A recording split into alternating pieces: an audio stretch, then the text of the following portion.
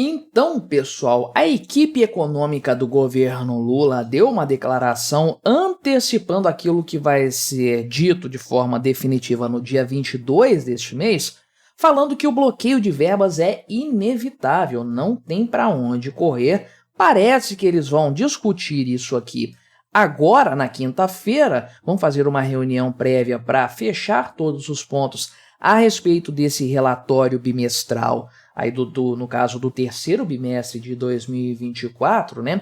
E, de acordo com o que foi apurado, esse valor pode chegar aí a 10 bilhões de reais. Alguns colocam aqui que vai ser um mínimo de 10 bilhões, outros dizem que, na verdade, pode chegar a esse valor, né? Eu acredito que isso vai ser o teto do contingenciamento. Não vejo o governo Lula fazendo algo acima disso.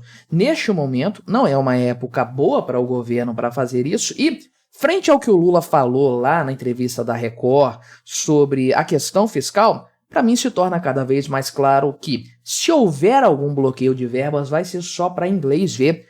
Vamos conversar então sobre esse tema, mas antes não se esqueça, deixe o seu like e o seu comentário neste vídeo, se inscreva no meu canal se você ainda não for inscrito, considere se tornar membro patrocinador do meu trabalho, com valores a partir de R$ 1,99 por mês, você me ajuda bastante dessa forma, pode ter certeza disso, né?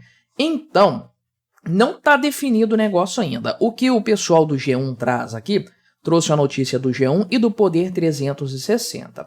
Então, o que eles trazem aqui é que a equipe econômica do governo Lula já avisou ao Palácio do Planalto que um novo bloqueio de verbas do orçamento neste ano, agora no mês de julho ainda, será inevitável para atingir a meta, para ficar dentro da meta. Então, isso aqui não foi autorizado pelo Lula. A equipe econômica se comunicou com o governo. Isso aqui lança até um pouco de dúvida a respeito, né, dessa comunicação aí, que não existe dentro do Palácio do Planalto. A gente sabe, o Lula não conversa bem com os seus ministros, mas as declarações que o Lula deu na citada entrevista, eu fiz um vídeo aqui no canal que acredito que foi lançado antes desse aqui, a respeito desse tema, né? Eu fiz um vídeo falando que o Lula afirmou basicamente que ele não é obrigado a cumprir meta fiscal porque tem coisa mais importante. Parece um prenúncio do que vai acontecer da possível cisânia dentro do gabinete ministerial dele aí, né? Então vai ter uma reunião na quinta-feira para decidir esse tema, né? Com a Junta de Execução Orçamentária, a JEO, quinta-feira, dia 18 de julho, portanto, né? E esses cenários estão sendo estudados para se avaliar o que pode ser feito. A junta é formada aqui pelo Rui Costa, que é o ministro da Casa Civil, o Haddad, que é o ministro da Fazenda, Simone Tebet, que é ministra do Planejamento e Orçamento, e a Esther Dweck, que é ministra de Gestão e Inovação em Serviços Públicos, né? Então, parece aqui que o Ministério da Fazenda ainda não dispõe de todos os cenários possíveis, de todos os dados aí e tudo mais, só que o pessoal já trata como certo esse bloqueio. Não tem para onde correr, ele vai ter que acontecer, né? E aí pode ser então um contingenciamento na faixa de 10 bilhões de reais. Eu acho que esse aqui vai ser o alvo, eu diria que vai ser até menor do que isso. Anteriormente, eu já repercuti isso aqui no canal, havia uma expectativa de um corte de 21 bilhões de reais, né? Só que o governo não, né? A equipe econômica do governo sabe que isso aqui jamais vai acontecer. O governo Lula nunca iria aceitar um contingenciamento desse porte. Então, eles começaram a tomar aí algumas decisões, né? Por exemplo, antecipar algumas medidas de redução de gastos, coisas que iam ocorrer lá para frente, já começaram a ocorrer aqui. Por exemplo, né, revisão da base de dados do INSS e do BPC para combater irregularidades e desvios. E a estimativa é que esse tal pente fino pode cortar 10 bilhões de gastos que sairiam então do contingenciamento. Ao invés de contingenciar esse valor, iriam cortar então desses benefícios, né? Dos 21, isso cairia para 10, 11 bilhões, portanto, aí, né? Só que eles estão tentando cortar mais ainda 5 bilhões de reais aqui em novas medidas que estão sendo estudadas nesse momento, que nem preciso dizer para você que isso vai entrar no buraquinho do pobre, né? É claro, Isso aqui não é contingenciamento de fundão eleitoral, não é contingenciamento de emendas parlamentares, não é contingenciamento de viagens do Lula, é contingenciamento, olha aqui, do BPC, né, além do BPC, né, outras questões aqui do CAD único também, vários fatores relacionados a pessoas de baixa renda com cadastro desatualizado, pessoas que às vezes nem vão saber por que perderam um benefício que deveriam receber e vão perder porque o governo tem que cortar de algum lugar, né? Tem que contingenciar. Vai cortar de onde? Do mais pobre, é claro, né? De quem não tem poder para fazer lobby, de quem não vota no Congresso Nacional, enfim, né? A gente já sabe onde que isso aí vai acabar impactando, né? Obviamente nos mais pobres, portanto, né? E aí, essa é a questão mais ou menos determinada para este momento aqui, para o que vai acontecer em breve, que é a divulgação do relatório de avaliação de receitas e despesas do terceiro bimestre, né? Maio e junho de 2024. E você, se você me acompanha aqui, você sabe que o resultado de maio foi uma catástrofe. O de junho a gente não sabe ainda. O de maio foi terrível, 60 bilhões de reais de déficit primário.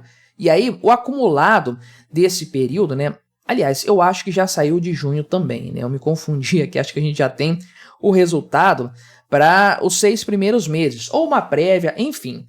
A parada já estava aí em 20 bilhões, quase 30 bilhões de reais de déficit primário, mais do que o governo tem autorização para ter de resultado negativo, para ter de déficit neste ano todo, de acordo com o arcabouço fiscal, né? Tem a banda lá de tolerância que dá uns 28 bilhões de reais aí de déficit que o governo pode ter em caráter primário.